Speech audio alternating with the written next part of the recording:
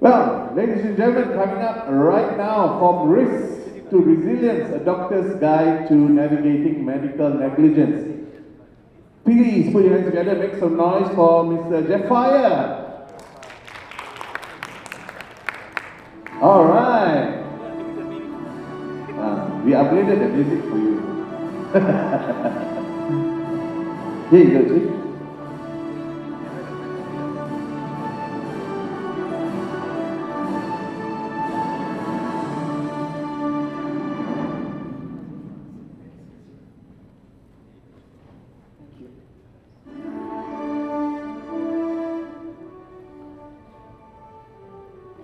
Good afternoon to everyone.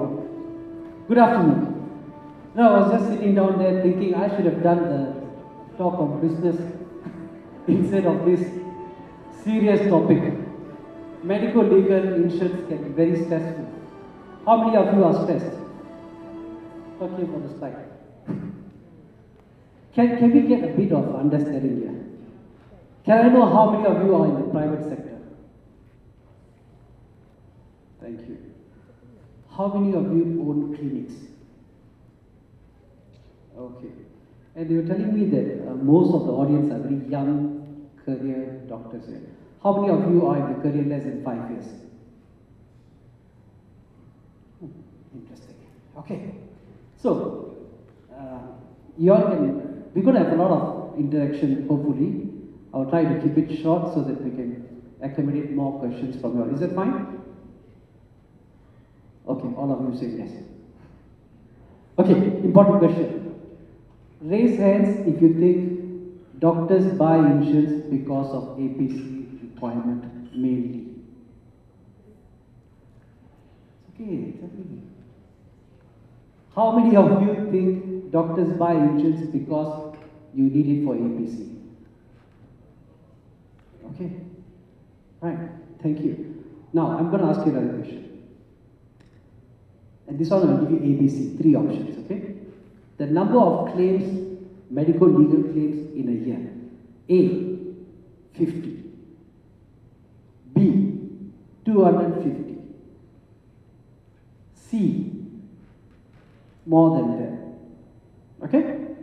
A, per year, how many medical legal claims? A is 50. Anyone? In a year, okay, good. B is 250. Okay. How many of you think C? More. Okay. C, I see majority. How many of you think it's almost 1,000? Oh, so then, in my estimate, I think there's at least 1,000. We receive a claim on average 1 per work day. That's how serious things have become. 6 years ago, it was not so.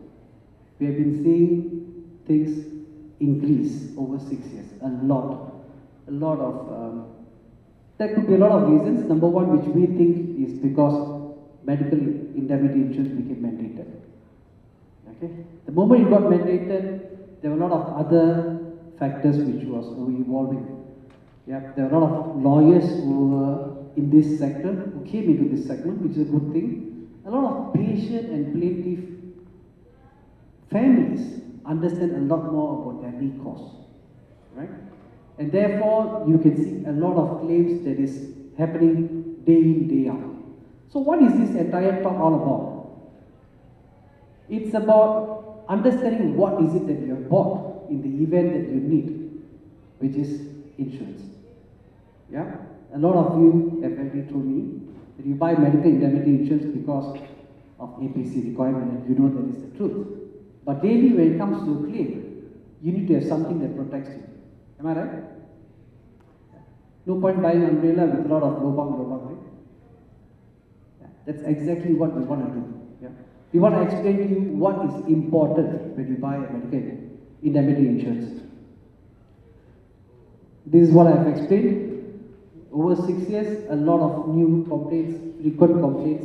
I'm sure you all would have seen a lot of newspaper articles. Huh? Bigger and bigger complaints, more frequent ones. Yeah?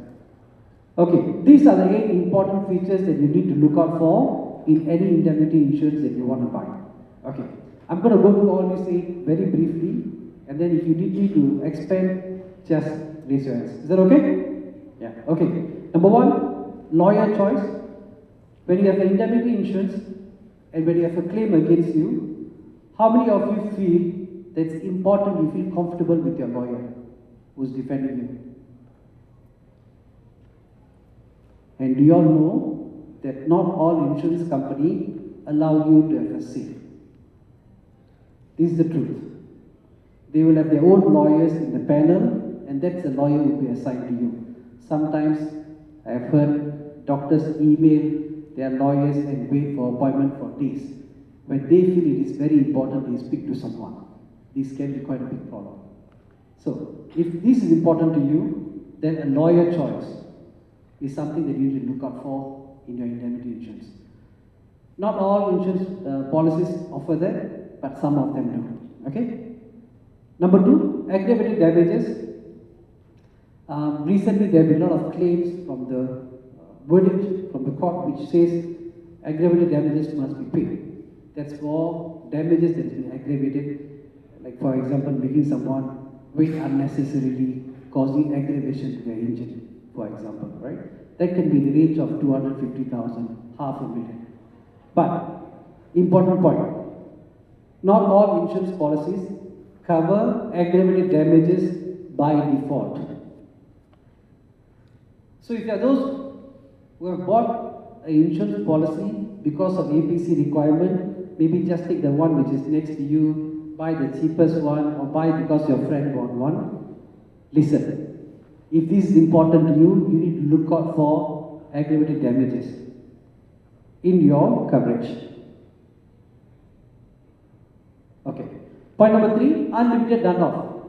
All of you don't look like you guys are anywhere near retirement. But if there is someone who wants to retire, okay, from your medical profession, then it's important that you look for unlimited runoff. What it means, you stop practice, but you get a claim, maybe 5 years, 6 years down the road. But the insurance policy should be able to cover you for any claims that arises from the past. Okay, that's called unlimited runoff. Point number four, auto reinstatement. Let's give you an example.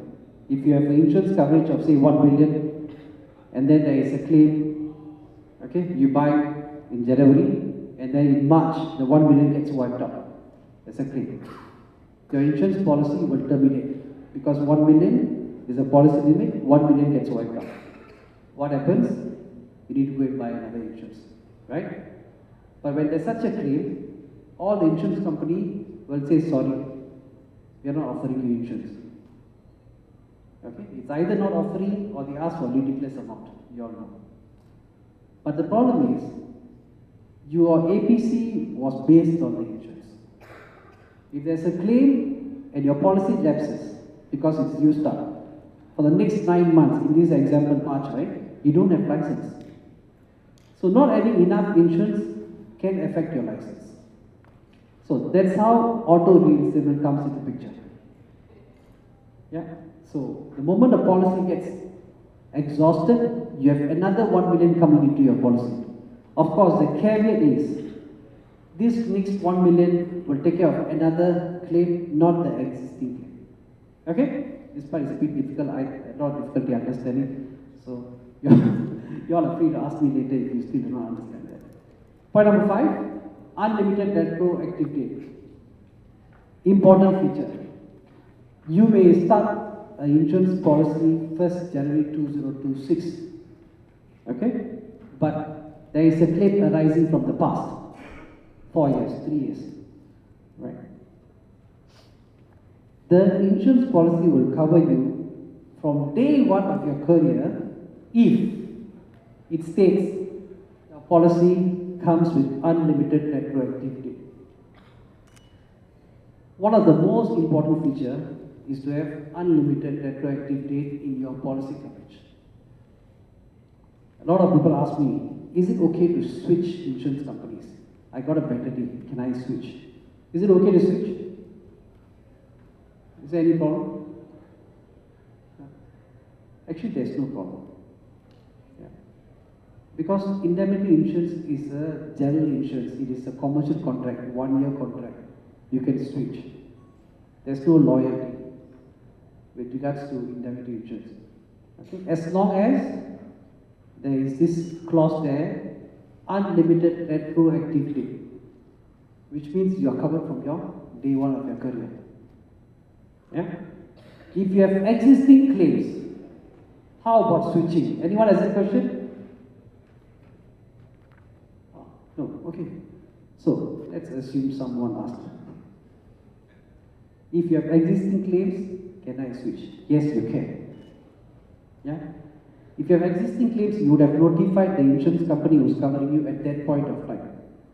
They will bear the liability.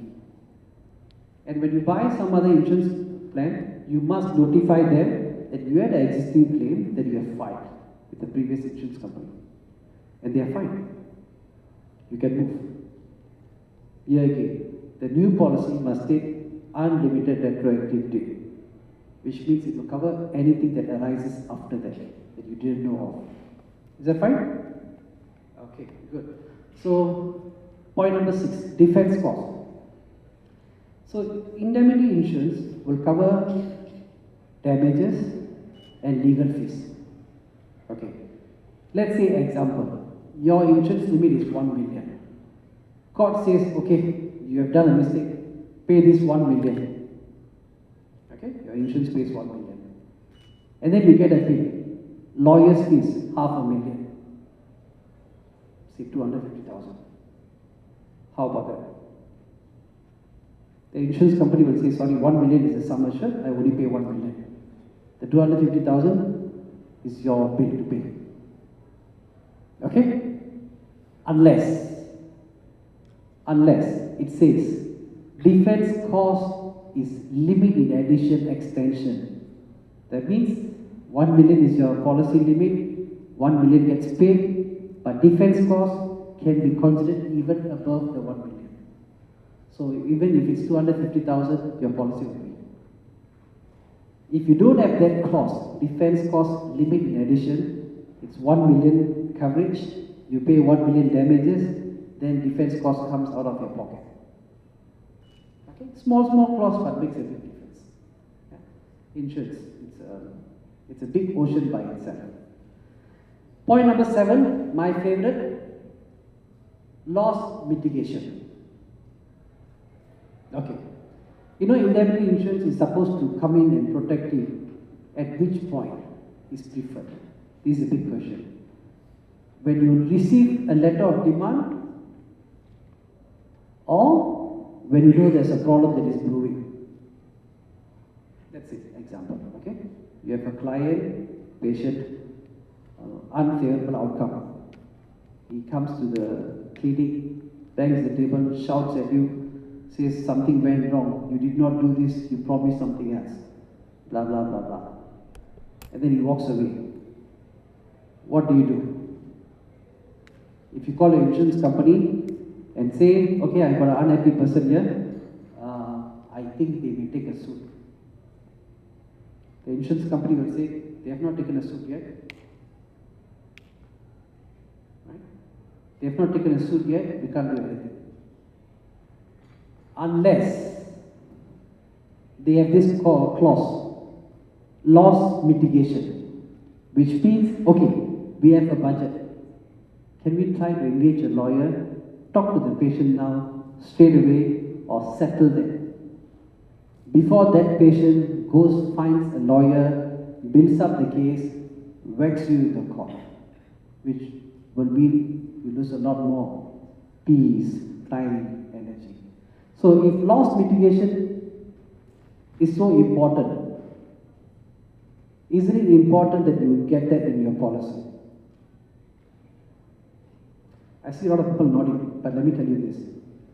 Most policies do not offer loss mitigation. They only get triggered upon litigation or a demand, official demand. That's why it's my favorite. Yeah?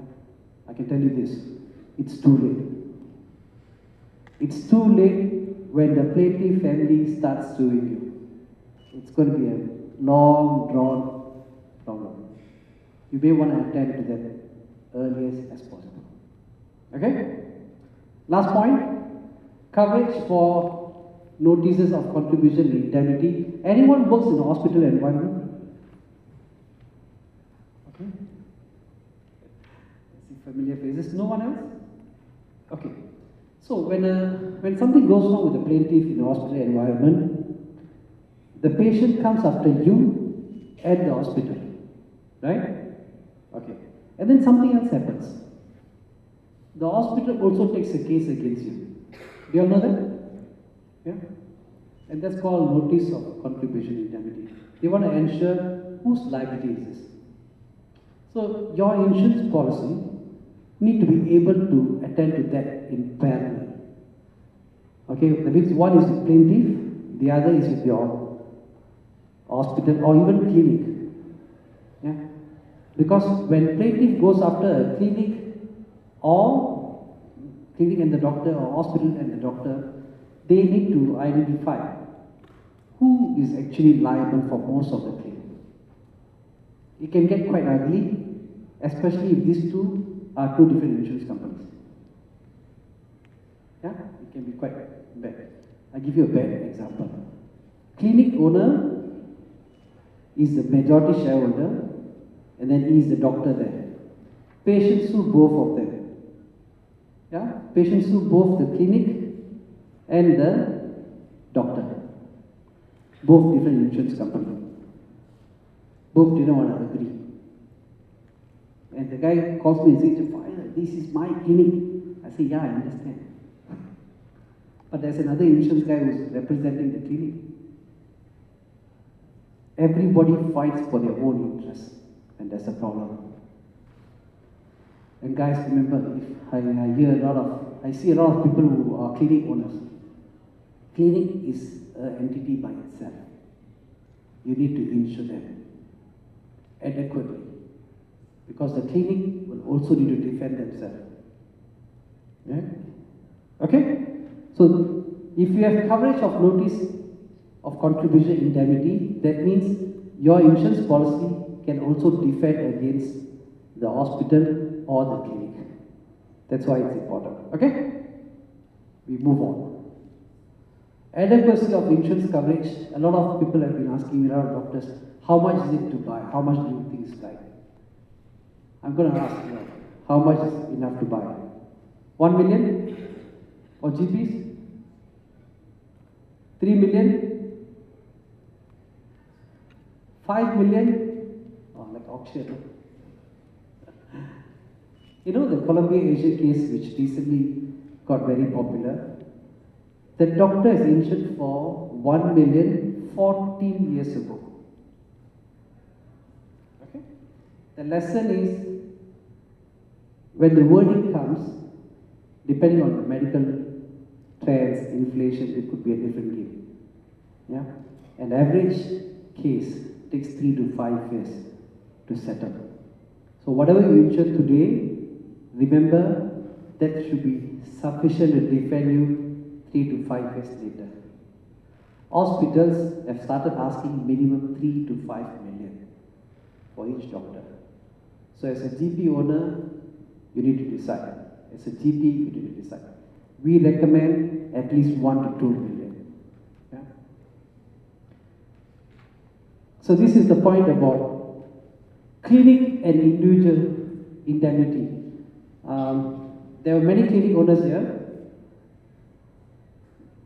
How many of you know, I actually previously said this, that the clinics can be sued? Yeah, it's becoming quite a serious problem. A clinic can be sued, right? Especially if you have locums. Okay? The safest clinic owner is a clinic owner who's running a sole proprietor and is the only one who's a doctor. Okay? Any other combination is open for risk. So if you have a sole proprietorship but you have locums, you have exposure. If you have Sinjan Bahar, you have got locums, no locums, also you have exposure. So clinic owners, remember, tell your friends, clinic is deemed to be a separate entity and they need to insure. Yeah, it's something which needs emphasis. Everybody needs to know that, right? We have been getting a lot of claims for against the clinics. Clinic owners are like, hey, I don't even know this patient. I don't know. It's my local who saw this, my resident doctor. My resident doctor saw this patient, why are they suing me? It's a very common question. Very common question. Right? But yeah, it's too bad. Because the clinic is a separate entity.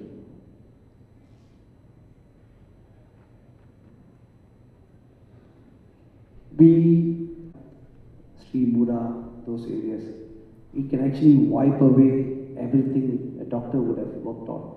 Yeah, it can be quite traumatic when such things happen and all your stock, all your machines, yeah, goes.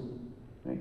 And then what can be worse is when you know that your insurance was not good enough. Yeah? You know, it's you never know how good your insurance was until you come to a claim. How many of you have heard about that line? Yeah? Yeah, it's very difficult. I'm in the business for 20 years. Property insurance is still very tricky. And somehow it's tariff-free. There's so many terms and conditions that you get to know when there's a claim. Yeah, we had a lot of challenges. So what we did is we developed a platform that explains each and every factor of how you should choose and buy, or how you should insure your clinic. So that's a platform that you can find on this website. Okay, now very briefly, lessons learned from claims experience. I'm going to rush through this very fast so that we can open the floor for Q&A. Number one, major problem, communication. We see that a lot of claims arises from poor communication. I think you all know that. Point number two, anyone with existing complications, if you have not communicated very clearly about the pitfalls, it tends to become your problem. Okay? We have seen a lot of claims that suddenly the patient says they forget all the previous complications. Yeah. But because of the lack of proper communication, the risk suddenly becomes that, hey, this doctor did not tell me about what's going to happen to me. Right? They forget all their past. So at the moment you touch someone with previous complications, your communication must be super clear. Consent. Same point.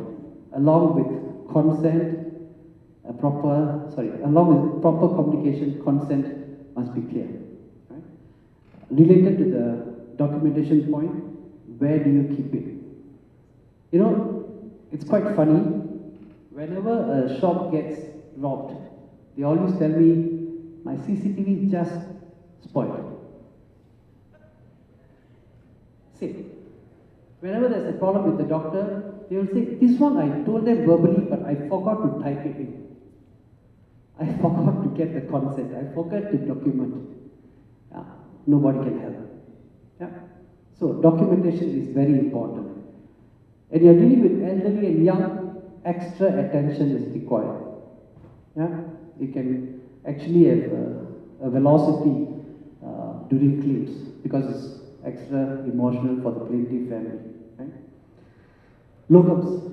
We do have a lot of claims out of locums. Nothing wrong with locums. It's just that they need proper guidance. Right? And every time we see a claim arising from locums, it seems that the common answer is we were not guided. Yeah? We were not guided well. So that's a locum. Language, similar to getting a consent, many of them till today do not have a consent in the language of someone who doesn't speak English. Have you all had this experience? So some of them, how they overcome is they take a video when their family or their staff explains to them in their language. Yeah? So that's how you overcome them. But these are briefly the lessons learned from claims. Okay, we have come to Q&A. We've got about 4 to 5 minutes.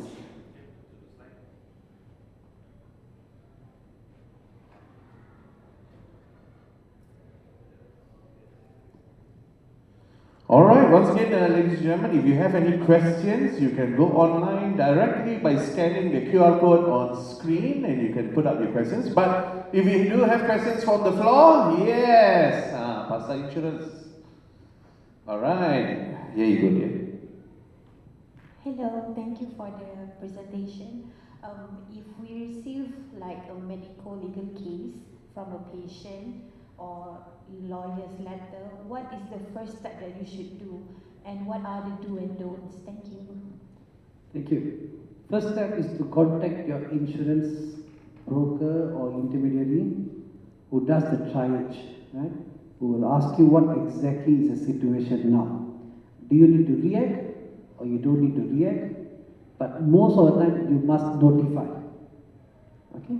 99% if there is a concern, if there is some kind of concern, right, you must notify the insurance company and then they will advise you whether to appoint a lawyer or whether not to appoint a lawyer. But sorry, maybe even one step before, right? Typically, insurance company will look at your problem and they will say whether the policy is triggered or not triggered. That means, is it going to cover you or not cover you? That's typically the reaction. But in our office, what we do is we try to understand whether you need advice or whether we should engage a lawyer. So that's how different we try to take it. But yeah, most of the time, insurance company will tell you policy triggered or not triggered. All right, we do have a question on the screen as well. This from the crowd. Is there any issue with locum? Do we claim the locum's indemnity or ours? Okay, so if there's any issue with the locum, patient will go after the locum and they will go after the clinic owner. What happens to the locum is not your problem. Okay? But if they go after your clinic, you've got to defend. You need to have a proper lawyer paid by your insurance company. Locum, they have to insure. The only thing you can do is before you hire any locums, check whether they are insured. Because we still have a lot of locums who are practicing without insurance, which is illegal. Okay, and you are supposed to check. Okay, so that's the first question. Can you see the next one? It's right over here. Must consent form documents all the possible complication of each procedure? And what happens if a rare complications and they are not in the consent form happened? I think what the court looks for is what is acceptable practice by a similar doctor of a similar experience would have done, right? Because at the end of the day, the court doesn't know any better. We rely on the doctor's peer, right? So if it is completely irrelevant to say something which has not been said all these years, forget it. But if you have done what you are supposed to have done in that particular position, which would be the same thing that most doctors would have done, you are fine. Okay, now the questions are coming in. We have some from the floor. Let's take one from the floor before we go on to the screen. Medical incidents covered under company. Here you go. Hello, I'm Dr. Hafiza. I'd like to ask you if this medical indemnity covers any... Considered a medical negligence against you. Three things. Number one, you must have owed a duty to that patient, whoever you saw. Number two, there must have been some evidence of negligence. Number three, there must have been harm. Okay? If you don't meet these three, that means there's no medical negligence claim. Okay? Yeah. All right. So don't go out of the office. We have something else on the screen here. Are medical assistants covered under the company insurance, or do they need their own indemnity? No. Yeah, medical assistants are covered under the clinic. Yeah, the payroll. They are fine. It's a vicarious liability of the clinic. All the staff are covered. The only problem appears when they are professionals, like if they are a doctor. That is why if they are local, they get sued also. If it's the administrative person who gave a wrong prescription, they won't be sued. The clinic will bear. Yeah? We'll have our two final questions here before we move on. How long do we need to keep consent documentation? Oh, is this still the 7-year question? This is a 7-year question, I guess. So, I was speaking to a top lawyer just 4 days ago, who said that this 6 to 7 years, all that is not really something that you can bet. Because there could be a lot of other special cases. For example, someone with unsound mind. Yeah? Someone with coma. Child who turns into major. Right? So all of them reserve the rights to sue you if, after many, many years. Although typically if there's no problems, the 6 or 7 years will apply. Yeah. And the final question, I think, is a juicy one here. Can you share a medical legal case involving GP and the amount of the claim? We get quite frequent claims from GP, right? And it's in the range of 1 to 1.5. It's very normal nowadays. It's very normal. Right? Even last week there was some boy who was treated wrongly. He was bleeding profusely. They called the clinic and the clinic said it's fine, it's going to be fine, right? And the boy went back to Perak and it was quite nasty. Yeah, it turned out nasty, and then they had to see another specialist there. This guy got sued. So I'm not going to reveal a lot of cases today to you all because, as I mentioned, these cases could be 3 to 5 years in the process. But rest assured that we need to be careful. We need to have a proper insurance in place that takes care of your lawyer of your choice, your loss mitigation, and clinic owners, be extra careful. Yeah? Especially if there's locums. Clinic owners must be careful. We are getting a lot of claims. All right. And the claims are all,